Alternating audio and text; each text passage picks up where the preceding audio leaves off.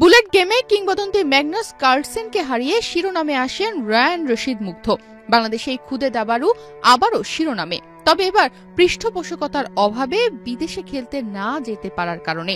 18 September কাজাখস্তানের বৃহত্তম শহর আলমাতিতে শুরু হচ্ছে ওয়ার্ল্ড ক্যাডেট চেস চ্যাম্পিয়নশিপ, আর সেখানে অর্থের অভাবে মুগ্ধর অংশগ্রহণই যে অনিশ্চয়তা।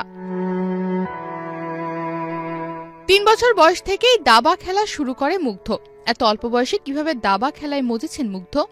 আমি দাবা খেলা শুরু করেছি 3 বছর থেকে। আমি দাবা খেলা শিখি 3 বছর থেকে, কিন্তু ফার্স্ট টুর্নামেন্ট আমি খেলি হচ্ছে 5 বছর থেকে। আর দাবা খেলা যে আমাকে শিখিয়েছে সেটা হচ্ছে আমার বাবা।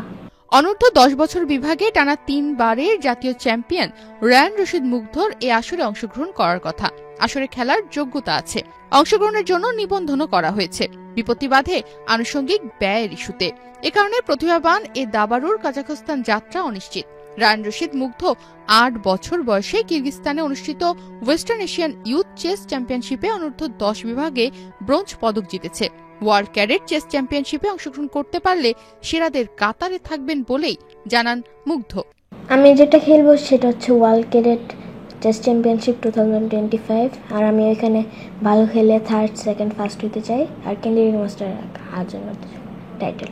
এই ওয়ার্ল্ড ক্যাডেট চেস চ্যাম্পিয়নশিপে কেমন খরচ হতে পারে এমন ধারণা দিতে গিয়ে মুগ্ধর চাচা মাকসুদুর রশিদ বলেন, অ্যাকচুয়ালি কাজাকিস্তান ট্যুরে যেতে ও তো ছোট, আমার মাত্র 10 বছর বয়স, ওর সাথে আরো একজন যাওয়া লাগবে। সো দুজনের যাওয়ার খরচ আমরা মোটামুটি হিসাব করে দেখেছি 3,80,000 টাকা মতো লাগবে। আর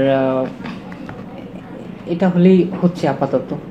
আর এর আগে আমরা আসলে ও আরও দেশের বাইরে খেলছে, আমরা নিজ খরচই সবসময় পাঠিয়েছি, বাট এবার আসলে আমরা পারতেছি না, যার জন্য আমরা একটু পৃষ্ঠপোষকতা খুঁজছি।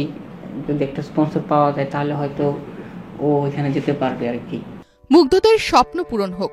দেশের জনপ্রিয় খেলা ক্রিকেট, ফুটবলের মতো তারাও দেশকে প্রতিনিধিত্ব করে।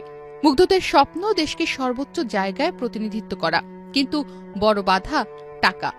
মুগ্ধ আশা বেঁধে বসে আছে দেশের বড় বড় শিল্পপতিরা, বড় বড় ব্যবসায়ীরা এগিয়ে আসবে তার পাশে।